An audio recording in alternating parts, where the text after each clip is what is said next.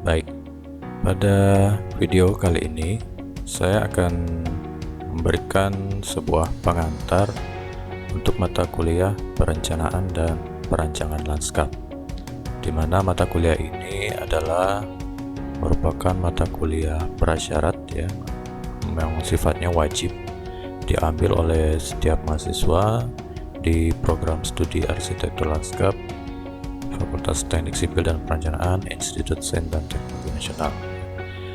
Jadi mata kuliah ini ya, mata kuliah perencanaan atau kita singkat dengan PP ya, terdiri dari minimal itu 4 SKS ya. Jadi pada setiap semester, mulai dari semester 2, mahasiswa akan mengambil mata kuliah ini yang terdiri dari studio perencanaan 1 pada semester 2, kemudian dilanjutkan dengan perencanaan 3, studio perencanaan 4, dan terakhir adalah studio perencanaan dan perancangan lanskap 5. Nah, secara umum untuk mata kuliah perencanaan dan perancangan lanskap ini dilakukan dengan tahapan yang hampir sama. Untuk itu, pada video ini akan saya jelaskan apa saja yang harus dilakukan dan yang harus dihasilkan dalam mata kuliah ini. Di mata kuliah ini sudah dibukukan ya sebuah panduan untuk mengerjakan perencanaan dan perancangan lanskap baik dari skala mikro sampai untuk skala kawasan. Di sini bisa dilihat ini adalah skema tahapan perencanaan dan perancangan yang akan dilakukan oleh setiap mahasiswa pada mata kuliah PP. Secara umum gambarannya seperti ini yang akan saya jelaskan, di mana yang pertama nanti setiap mahasiswa akan diberikan studi berupa sebuah lokasi atau tapak ya, baik itu tapaknya dengan kondisi masih kosong ataupun yang sudah terdapat bangunan existing ya, jadi sifatnya redesign. Jadi yang harus pertama dilakukan dalam tahapan perencanaan ini adalah melakukan inventarisasi. Inventarisasi ini mahasiswa melakukan pendataan, pengumpulan data. Datanya bersifat primer maupun sekunder ya. Dan di antara data-data yang harus dikumpulkan tersebut adalah antara lain batas tapak, data biofisik ya, sosial, budaya, tautan lingkungan, sirkulasi, drainase, topografi, land use, visual, dan lain sebagainya. Kemudian setelah melakukan inventarisasi, sekaligus juga dilakukan identifikasi. Jadi pada dua tahapan ini dapat dilakukan dengan cara survei ke lapangan ataupun dengan mengumpulkan data-data dari berbagai literatur. Di identifikasi, data-data yang dikumpulkan juga hampir sama, jadi melengkapi data-data yang sudah dikumpulkan di tahapan inventarisasi. Hanya pada identifikasi ini datanya lebih rinci, jadi lebih menjelaskan secara detail data-data apa saja yang sudah diambil pada saat inventarisasi.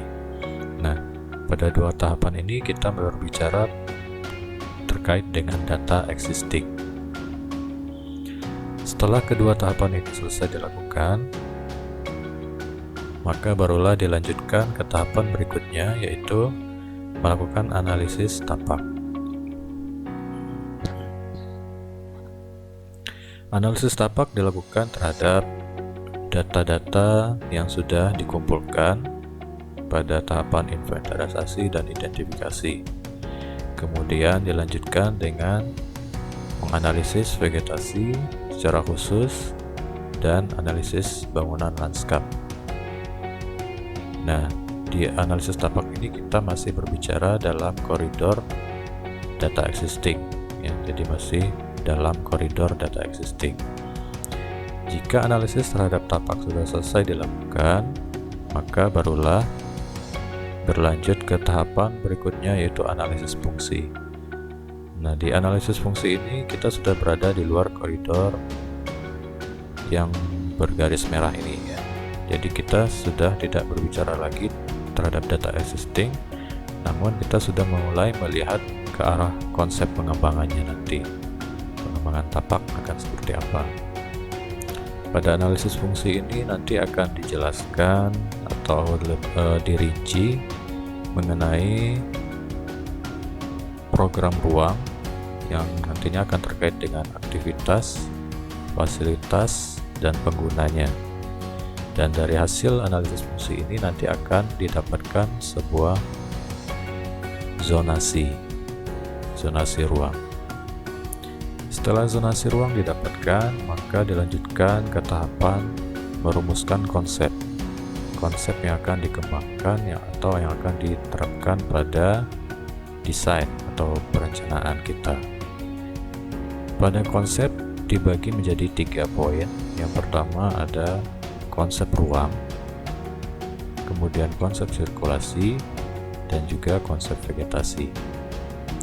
Dari ketiga konsep ini nantinya akan kita overlay sehingga dihasilkanlah yang namanya block plan. Kemudian setelah konsep berhasil dirumuskan, kita lanjutkan dengan mencari konsep bentuk yang akan kita terapkan pada desain atau perencanaan kita. Konsep bentuk ini nanti akan dipakai dalam mewujudkan sebuah rancangan desain atau gambar yang disebut dengan rencana tapak atau site plan. Dan inilah produk akhir pada tahapan sebuah perencanaan lanskap. Tahapan selanjutnya setelah mendapatkan site plan yang merupakan produk dari hasil perancangan lanskap adalah menyediakan atau membuat gambar-gambar detail atau biasa dikenal dengan Detail Engineering Design (DED). Nah, gambar detail ini merupakan penjabaran lebih rincinya dari gambar site plan atau gambar rencana yang sudah kita hasilkan. Untuk produk landscape setelah site plan, pada umumnya kita diminta untuk membuat gambar rencana penanaman terkait jenis-jenis tanaman apa saja yang sudah kita gunakan, baik jenisnya, speknya, terkait dengan speknya, dan jumlahnya. Nah, untuk gambar planting plan ini dapat kita bagi menjadi 2 ya, secara terpisah pada halaman gambar yang berbeda, terdiri dari gambar rencana penanaman pohon atau planting plan pohon, kemudian rencana penanaman semak dan tanaman penutup tanah atau ground cover. Kemudian setelah planting plan, kita bisa masuk ke gambar key plan. Key plan ini adalah gambar kunci ya, rencana kunci yang nantinya akan mempermudah kita untuk melihat gambar-gambar detail berikutnya. Gambar selanjutnya setelah key plan adalah gambar detail plan. Detail plan ini merupakan gambar parsial ya, atau gambar bagian tertentu dari site plan yang kita ambil, kemudian kita detailkan ya, dengan biasanya ini untuk memberikan penjelasan lebih detail pada gambar atau area menarik atau yang memiliki detail kompleks ya. secara konstruksi maupun secara pola desainnya. Setelah gambar detail plan, maka kita akan membuat gambar potongan. Gambar potongan side plan ini biasanya terdiri dari potongan berupa full side, ya, potongan yang melintang atau membujur dari side plan kita, atau bisa juga gambar potongan yang menyesuaikan dengan bentuk side plan, dan juga bisa ditambah dengan gambar potongan yang lebih detail lagi berupa detail spot, ya. Detail spot ini adalah detail yang menjelaskan bagian yang lebih kecil dari desain kita. Setelah gambar potongan dihasilkan, kita membuat gambar detail hardscape. Jadi beberapa hardscape yang kita gunakan di dalam desain atau gambar side plan kita perlu kita buat gambar detail konstruksinya, ya, untuk setiap masing-masing hardscape, ya. Di dalamnya nanti akan berupa gambar tampak atas, tampak depan, potongan, ya. Nah, setelah semuanya selesai dibuat, kemudian kita akan diminta untuk membuat gambar 3 dimensi atau bahkan sampai ke animasi yang fungsinya ini adalah untuk memberikan ilustrasi agar desain kita lebih mudah untuk dipahami dan dimengerti. Selanjutnya yang akan saya jelaskan adalah buku panduan studio arsitektur lanskap. Buku ini dibuat sebagai pedoman bagi mahasiswa dalam mengerjakan setiap tugas pada mata kuliah perencanaan dan perancangan lanskap. Nah, di sini daftar isinya bisa dilihat, ada beberapa bab dan subbab yang sudah dirinci. Kemudian juga terdapat nanti beberapa contoh gambar, ya. Dan ini adalah tenaga pengajar di prodi ARL. Dan di halaman depan, ya, di awal ada tahapan perencanaan dan perancangan lanskap yang sudah dijelaskan sebelumnya. Kemudian masuk ke bab simbol-simbol lanskap. Di sini adalah beberapa simbol yang secara umum bisa digunakan pada gambar, ya, untuk tugas perencanaan dan perancangan lanskap. Contohnya di sini ada simbol untuk sirkulasi, ya, bisa digunakan untuk sirkulasi, menggambarkan jalur sirkulasi manusia, sirkulasi kendaraan, dan sebagainya. Kemudian ada juga simbol seperti tanda panah ini, ya, untuk simbol bisa digunakan sebagai simbol untuk entrance atau arah pintu masuk, ya. Kemudian juga ada simbol untuk drainase, lalu ada simbol untuk arah angin, simbol untuk border, buffer, dan screen, dan sebagainya. Dan simbol-simbol ini sudah ada file soft copy-nya, ya, yang sudah tinggal digunakan jika akan membuat tugas secara computerized. Kemudian ada juga simbol untuk bising, kebisingan, ada simbol untuk area-area hazard, gitu, ya. Lalu ada juga simbol spot menarik atau node atau ada zona konflik, ya. Ada simbol good view dan bad view, ya. Bisa dilihat sini perbedaannya. Kalau bad view itu ada tanda minus, ya.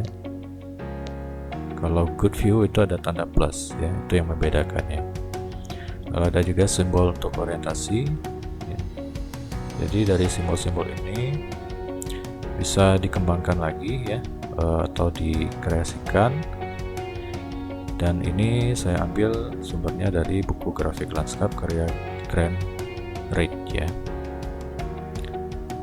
Kemudian selanjutnya dijelaskan lagi di sini ada ukuran kertas, ya. Jadi kalau di studio arsitektur lanskap ISDN kita menggunakan standar ukuran A3 ya, di mana A3 ini ukurannya adalah 42 cm kali 29,7 cm dengan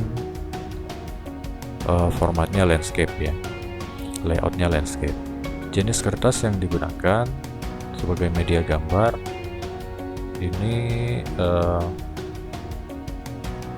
kita bedakan ya. Untuk PP1 ini kertasnya boleh HVS, kertas roti ataupun kertas kalkir ya.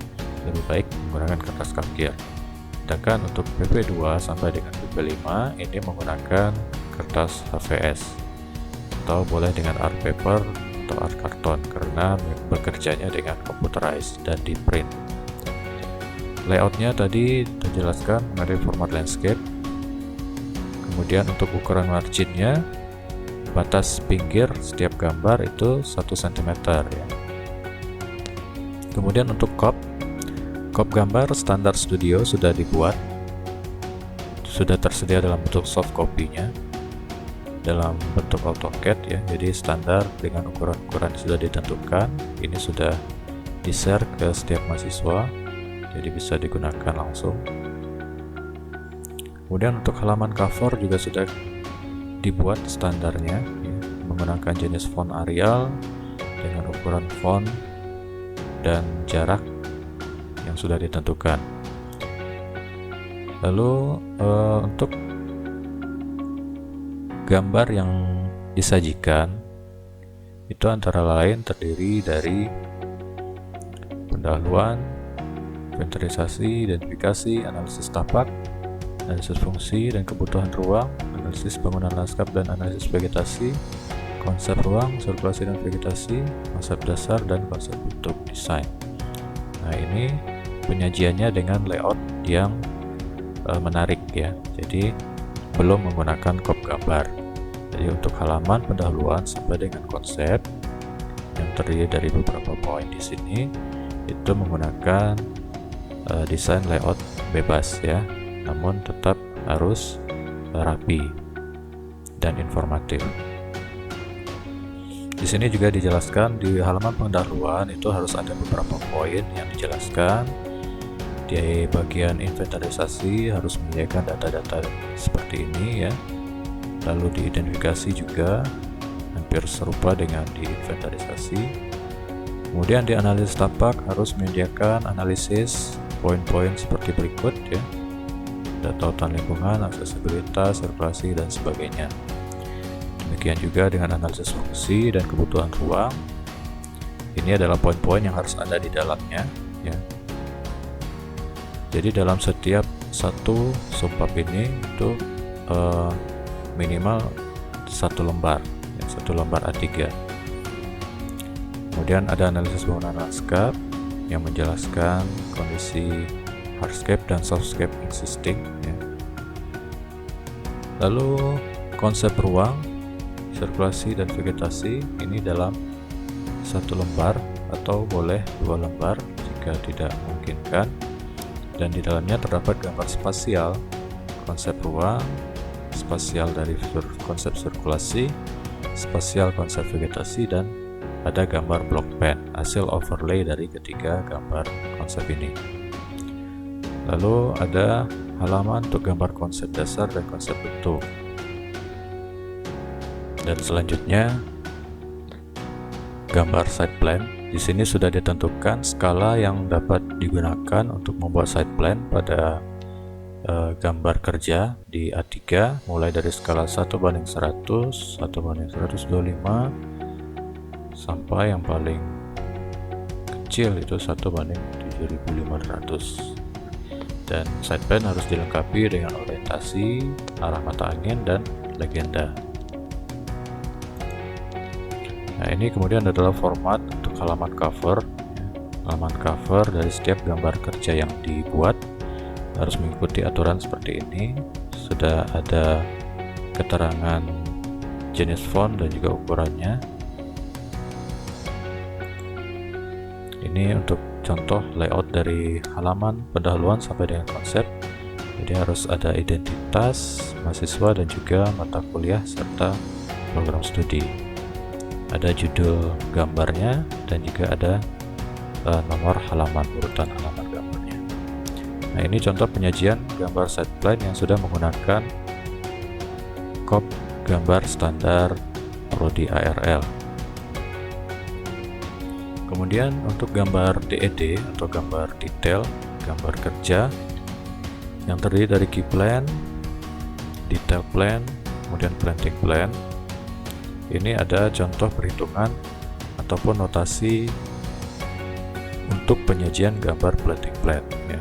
Ini bisa dipelajari, cukup mudah dan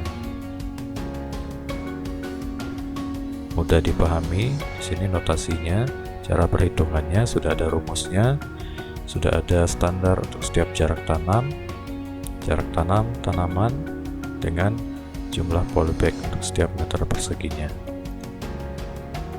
Lalu untuk potongan atau gambar potongan dan tampak ya, juga sudah ada ketentuannya di sini.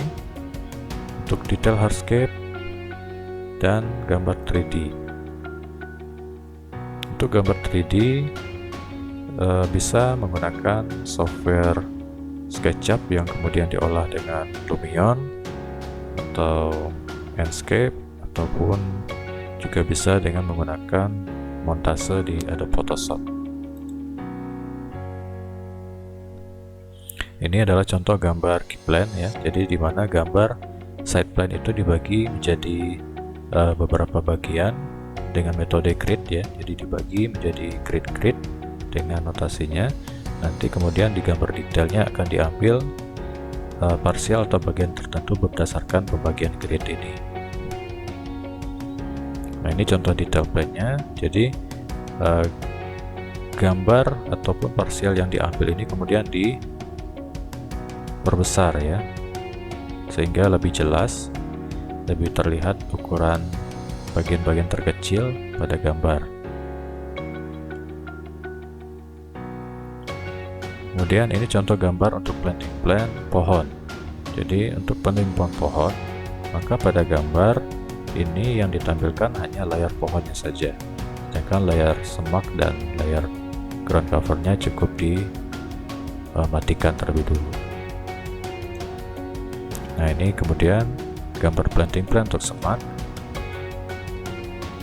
menggunakan notasi yang sudah dijelaskan pada bagian sebelumnya. Diberikan notasi di sini ada kode tanaman, kemudian jarak tanam dan juga jumlah tanaman. Ini contoh gambar potongan full site ya. Dan ini adalah contoh untuk gambar detail hardscape. Jadi ini adalah detail dari gambar pedestrian ya. Jadi pada gambar detail ini dibuat gambar tampak atas, tampak samping, dan potongan. Sedangkan ini adalah contoh gambar untuk ilustrasi 3 dimensi, bisa menggunakan Lumion, tampilannya akan seperti ini kurang lebih ya. Dan juga bisa menggunakan 3D montase dari Photoshop ya. Jadi hasilnya kurang lebih akan seperti ini tampilannya.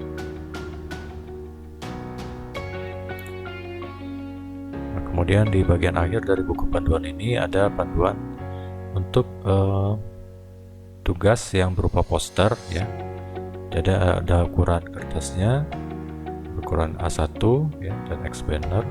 Ini biasanya digunakan pada mata kuliah PP5 ya.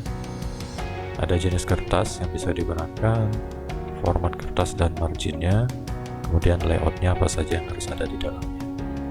Nah, ini salah satu contoh posternya, poster A1, berukuran A1 yang digunakan untuk presentasi. Dan ini adalah contoh layout untuk X-banner. Dan di bagian akhir ada penjelasan mengenai produk gambar studio ya, yang membedakan produk dari PP1 sampai dengan PP5, di mana PP1 studio PP1 ini tekniknya masih freehand ya. Produknya hanya sampai ke detail landscape dan juga membuat maket. Sedangkan dari PP2, Studio PP2 ini sudah mulai menggunakan sistem computerized dan produk yang dihasilkan sampai ke gambar potongan atau tampak. Kemudian PP3 juga masih computerized, produknya sudah diharapkan sampai ke gambar 3D. PP4 juga sama, masih computerized, gambarnya juga sampai 3D. Dan PP5 gambarnya ini sampai ke poster atau animasi. Nah, yang membedakannya adalah dari PP1 dan sampai dengan PP5 ini adalah skala perencanaan tapaknya. Ya, jadi skala luasannya misalkan dari PP1 skala tapaknya itu bisa berupa lanskap kampus atau lanskap perumahan, ya, atau lanskap sekolah, perkantoran, hotel, resort gitu ya. Kemudian PP2 lebih besar lagi, skala taman lingkungan, ya. PP3 skala taman kota. Kemudian PP4 ini skalanya adalah rekreasi atau seperti theme park, ya. Juga bisa resort, kawasan resort yang lebih luas. Dan yang terakhir di PP5 ini adalah perencanaan lanskap wisata alam dan budaya.